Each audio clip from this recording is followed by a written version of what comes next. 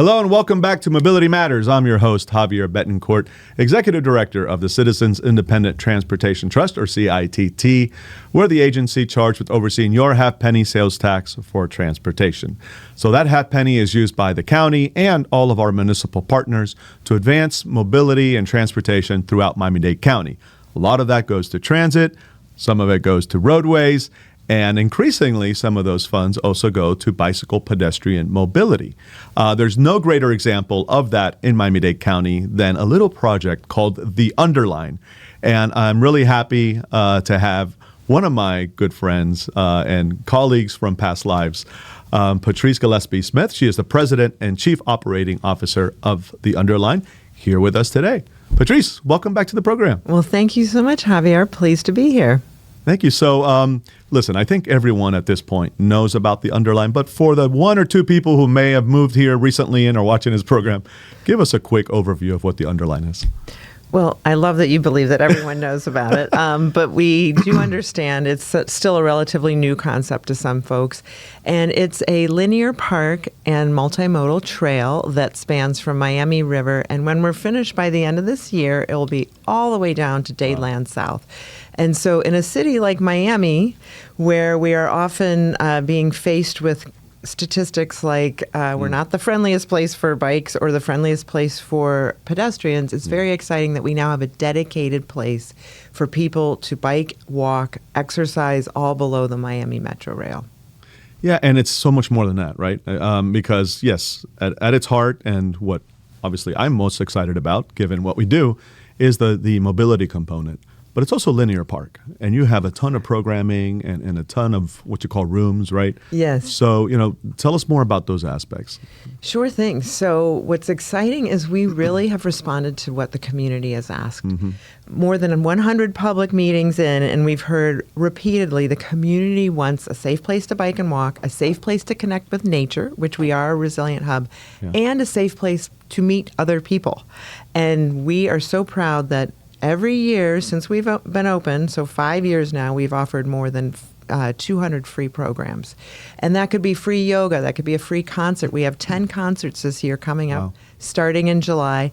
We also just have passive things to do. There's run clubs on the Underline. There's actually a mom's club that meets on Saturdays. New moms get together, talk about the problems they're facing. We have another group called Amigos Meets. So what is very rewarding is we've become the platform where the community connects. It's a true gathering space, right? Exactly. Gathering place, gathering space, both. Whatever you want to call it, people are getting together on the Underline. That's great. And there's so much density, so much development that's taking place around the Underline. And often, like in Brickell, given how dense it is, there really was a lack of recreational space. Exactly. And so really it's filling a void that was desperately needed to be filled. Yes, many residents have actually stopped our team to say, thank you so much for being my backyard. Yeah. Miami... That's literally the name of the project there is the Brickell Backyard, right? See, and very few people know that. But yes, it is the Brickell Backyard. But so many people have said, especially in Brickell, where every last parcel is being developed, that we can be the one place you can count on where you can walk your dog, where you can get a cup of coffee, where you can just relax, enjoy watching the world go by. And you can really immerse yourself in nature with all those native plants and trees. And I think it's hopefully serving as a model for other communities as they develop. You're really blazing a trail here in Miami-Dade County. Now, some of these things exist in other places. You have the High Line in New York. You have, the name is escaping me in Atlanta, the Beltline. The Beltline, thank you. And so, you're bringing some of those concepts here, and I would say you've actually expanded upon many of those concepts. You have a lot of things that even the High Line isn't featuring, right? Exactly. And really acting, as you said, as a model for other trails here in Miami-Dade County. We've had trails in the past, but not trails that bring all these things together. So you're true trailblazers, and in recognition of that, I know that the CITT recently awarded the Underline with the Trailblazer Award at our inaugural CITT Mobility Matters award ceremony. So congratulations. Well, thank you. And Javier, congratulations to you. I was there and there were more people than seats. So I think that's a great testament to how popular this idea is. And we were so honored because, as you know, our founder, Meg Daly, did have this crazy idea more than 13 years ago. And just to see that the community really is applauding our efforts gives us hope, gives us that extra fuel we need to finish the last of the 10 miles, but also lets us know that we've engaged the community in this process. Yeah. And you've done that so well. When I started the program, I said everyone's heard of the Underline because honestly, no one promotes and markets and brands better than this organization. And that is probably a testament to Meg, right, who came from that world. Yes. But you do it so well. And it's not just information out. To your point, you welcome feedback, you solicit it, and you build the Underline around that feedback and those needs, right? So it's truly a community, grassroots-led project. Yes. Well, we know you're not going to succeed if you're in a silo. And so we have been very intentional about engaging other nonprofits. We actually have a grant program where we award other nonprofits to talk about environmental education matters on the Underline. So this year we had Blue Mission, Urban Paradise Guild, and I'm going to forget the last one. But anyway, so we've had these other nonprofits that are going to come to the Underline and offer programming. Oh, Dream and Green. So anyway, they're going to offer programming to educate the public about why you want to invest in native plants and trees. But we also support small businesses at our farmers markets, at our family days. Yeah. So we really want to make sure that the entire community is elevated as we grow.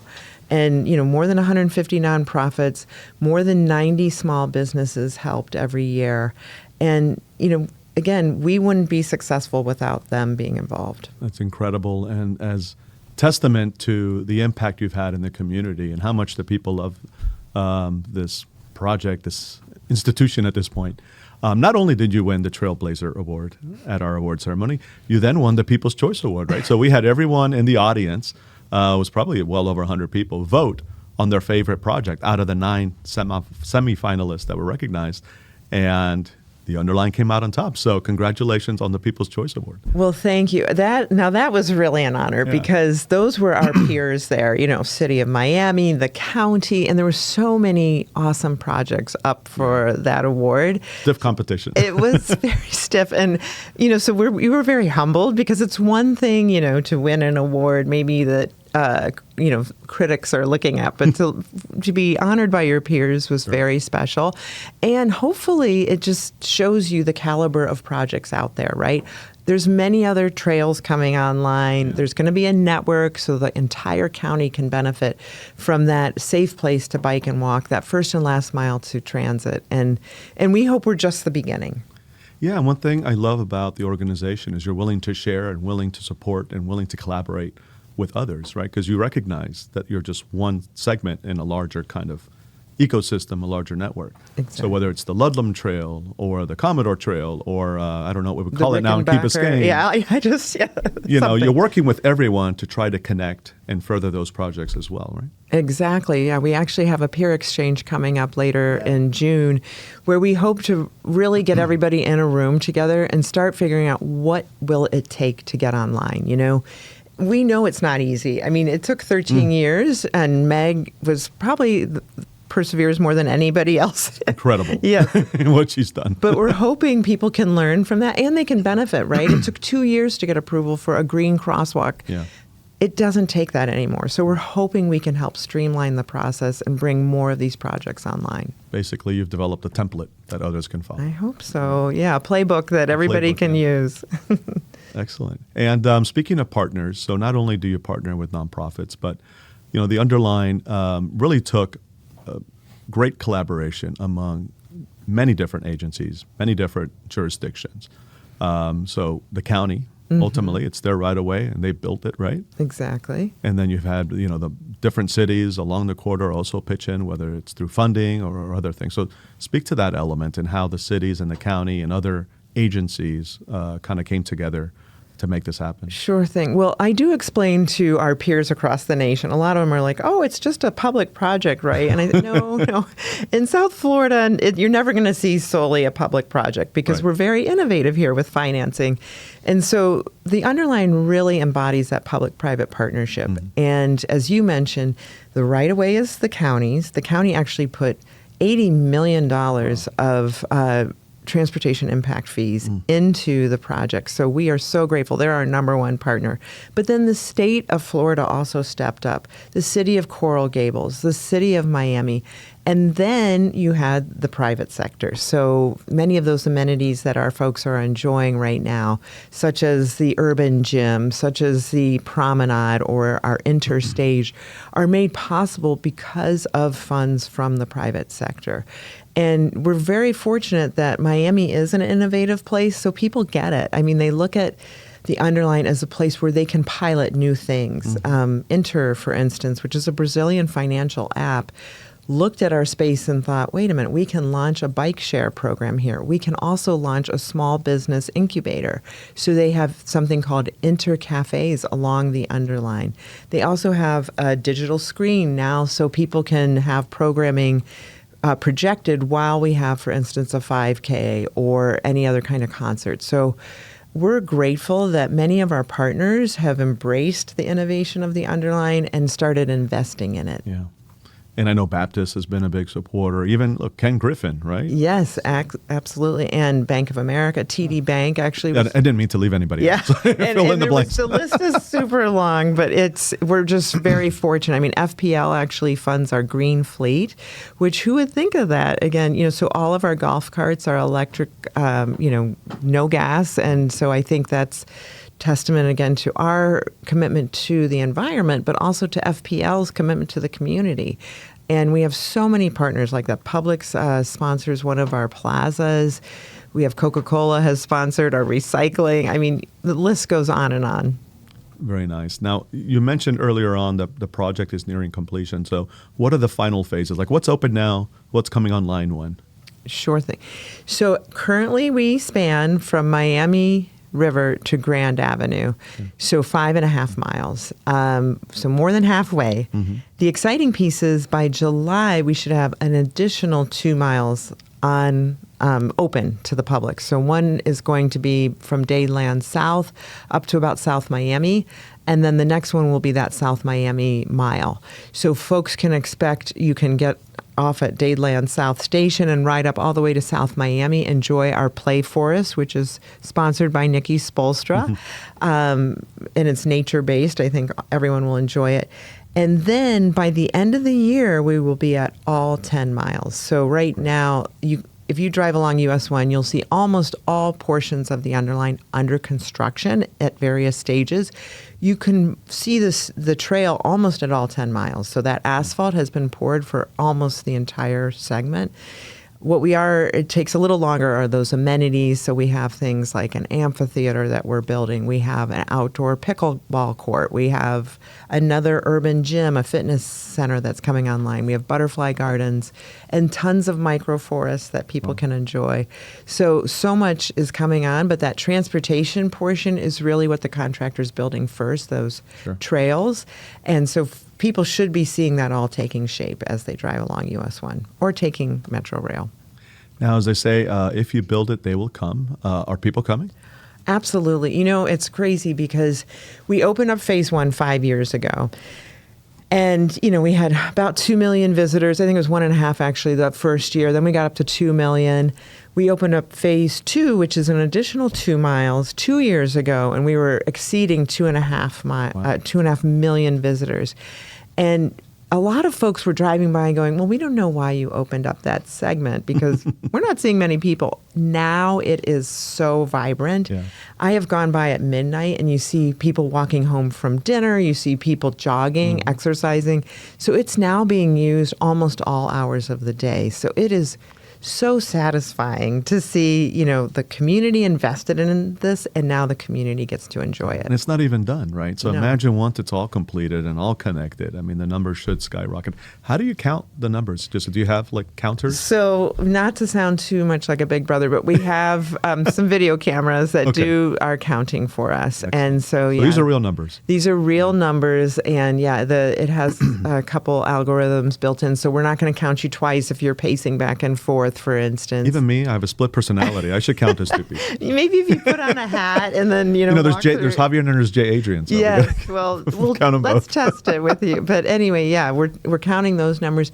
But then we're also seeing, we're collecting a lot of other data. So we're seeing that we're already reducing our carbon impact by more than 300 tons in the last year. And that's just based on, that smaller portion. Wow.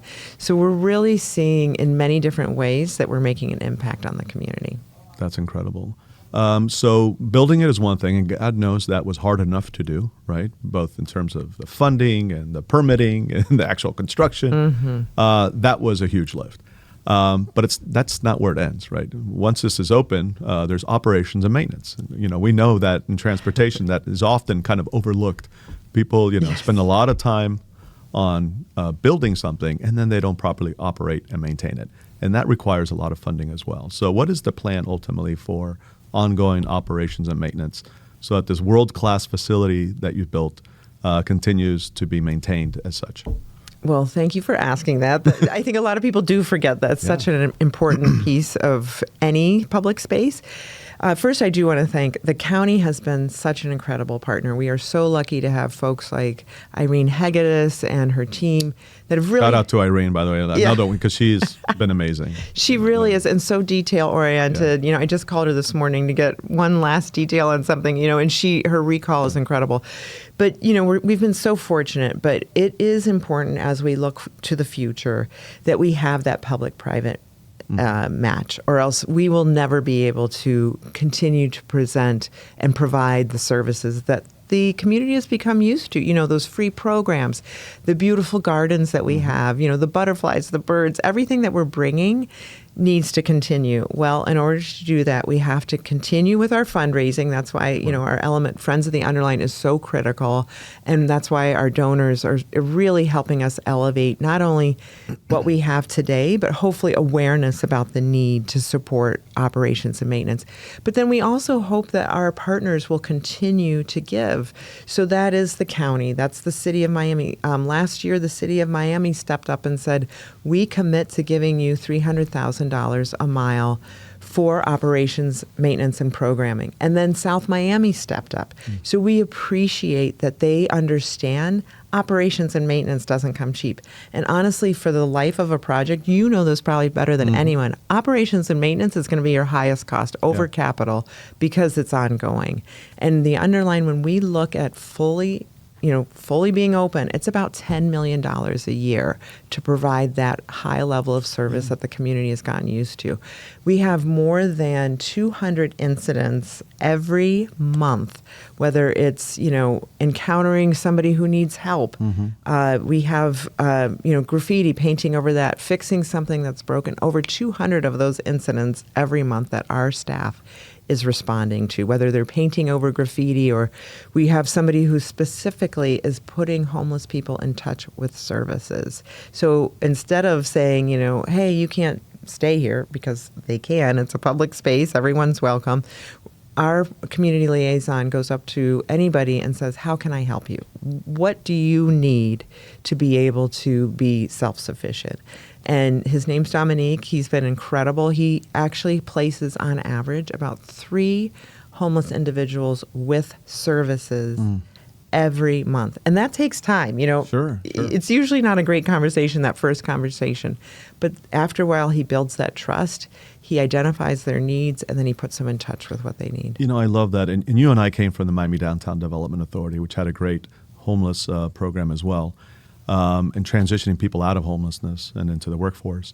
And so it's important to know you're not just removing homeless people or people who are unhoused. I'm not sure what the terminology is today.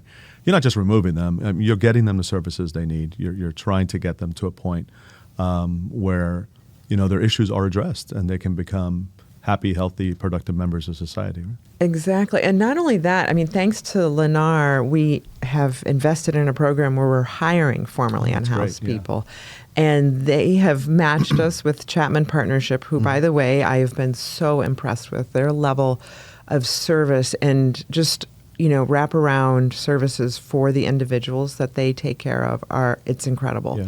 So together, we've been able to give 100% of our participants long-term housing that they didn't have before because we're paying living wages. They have a full-time job, so they're getting that experience. And so then they have been able to find apartments where they can live on their own. Yeah. Kind of like the debt team, right? Yes, exactly. Yes. And so what's exciting this year, Lennar has renewed its commitment. We're going to grow. Last year we had about 6 employees. By the end of this year, we'll have about 16 because it's such an incredibly successful program. And we're hoping, really trains people to get to that next job. That's fantastic. And going back for a second to operations and maintenance, it's strikes me that it's underappreciated, and yet if you put it in certain terms, people could understand it because it's like buying a house, and you put all this money into building or buying a house. It's an asset that's going to, produce economic returns, right? And yet, if you don't maintain it, if you don't keep it up, if it falls into disrepair, it becomes a liability, not an asset. Exactly. So all these public funds, all these nonprofit and private sector funds that have been put into this are for naught if we don't properly maintain this asset. And it has a huge economic impact as it is, but it will do the opposite, right? If it kind of falls apart. Not only will you lose the investment you put in, but it might actually create other issues in the surrounding communities. And so we haven't really touched on the economic impact of the Underline, but I know you've done studies. What is it? So long term, HRNA did a study that over a 30-year period, it is... The numbers sound so large, it's hard. It's $9 billion. Wow. But that's taking everything into account, right? It's all the increased economic activity. It's all the increased in property values along the Underline, along those 10 miles. It's every job that's created as a result, not only the construction jobs over the last 5 years, but also every job, all those small businesses that we talked about, all those food trucks that you can enjoy on the Underline. The unhoused that we're hiring that I mentioned, it takes all of that into account. Yeah. But recently, the South Florida Regional Planning Commission did a study showing that just annually, we can generate $50 million of economic activity. Wow. And it's for all the reasons you said, we do have to invest heavily into security, but it's because people feel safe here. I have visited the Underline at 2 a.m, and I see people enjoying a conversation, just sitting down and enjoying. Maybe they left a bar and they just want one more place to sit down, but they feel safe. And that's so important. All the increased lighting we put along the way. Now, if you're leaving your job late at night, you have a safe place to bike or walk home. All of those benefits really, we hope to capture that in some way long term. And so that's why we're looking at various formulas that hopefully can take advantage of that value capture and put it to work on the Underline. Yeah, because at the end of the day, and we know that public sector coffers, government coffers, are tight and getting tighter, right? And so they're really scrutinizing every dollar and where it goes. But the way I see it is, where's that dollar going to do the most good, not only in terms of serving the community, but in terms of it being an investment that will generate a return back to, let's say, the county or the city, that they can then use for other things, right? So what is the ROI? And I think that when we think about operations and maintenance, in addition to capital, we really need to think about it in those terms. Yes, we're going to have to spend X amount. Let's say it's $1 million to continue to operate and maintain the Underline. But we're getting $5-10 million back. Exactly. And 9 of those can then go towards other things. I mean, that's kind of the way I think about it. But are you finding that people are getting that concept?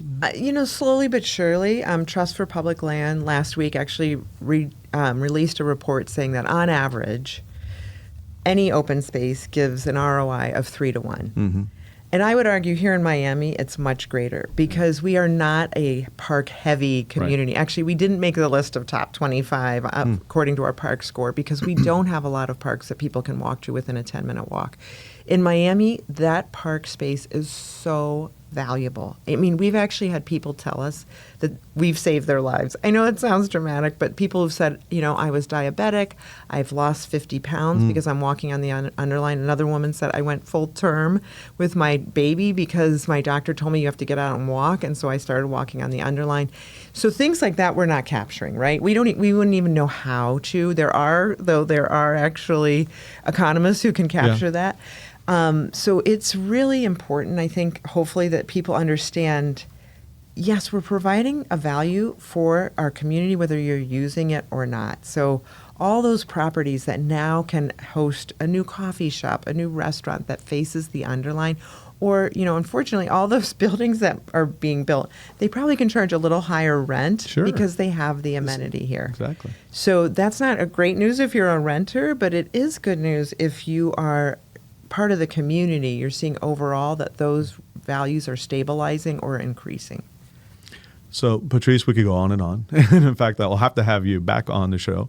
But we are running out of time. In the few minutes that are left, share what's next and where people can go to learn more. Well, thanks so much for asking. As I said, by the end of the year, we'll be at 10 miles. So come on out. We have tons of programming I hope everybody can enjoy.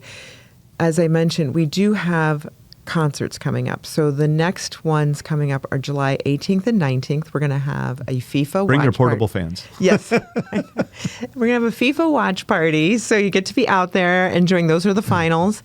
And then we're going to transition right into concerts. So come on out. We also always have yoga. We have Pilates. We have lots of different free programming throughout the week. Every first Saturday, we have something called Day in the Dirt, where if you just are curious about what those native plants mean to our community, come out. You can talk to our horticulture team and plant a few plants. That's great. So hope you can join us. Do you have opportunities for volunteers who are interested? And or if people want to donate or even just learn more, where should they go? Oh, my gosh. Yes, we do, always. So come visit us at theunderline.org. And as far as volunteers, there's a button that says, I want to volunteer. So click on that. We'll put you in touch with our volunteer coordinator, Ashley. She's incredible. And then for donating, yes, we are always open to donations. Again, there's a big give button on the Underline. But I think, test us out first. Come visit us. We're always happy to give anybody who's interested a tour. I think, I have yet to find an unsatisfied customer who takes a tour of the Underline. Yeah, it's impossible. It's impossible to be satisfied. So. I'm glad. Well, Patrice, I want to thank you for being on the program, but really thank you for everything you're doing, not only at the Underline, but in your long career and as a planner, as a fellow planner. We didn't even get into your background, but you really are amazing, and I'm so glad you're at the Underline because it brings two of my favorite things together. Well, thank you so much, Javier. It's been my pleasure to chat this morning. Thank you, and thank you to Meg Daly, of course, and to Euless and to the entire team. Exactly. I know it's a team effort. For sure. So, folks, that is all the time we have here on Mobility Matters. I want to thank you for tuning in. Please like, share, follow, tell people about the program. And if you're interested on being on the program and discussing mobility or issues that intersect with it, please reach out to us. You can learn more about the CITT and find our contact information at miamidade.gov/CITT. We also want to thank our longtime partners in this endeavor, Miami's community newspapers. We're sitting here in their studios, and Anzoni back there behind the cameras producing the program. So thank you, Miami's Community News, for being such a great partner. That is all the time we have. In the meantime, keep moving, Miami.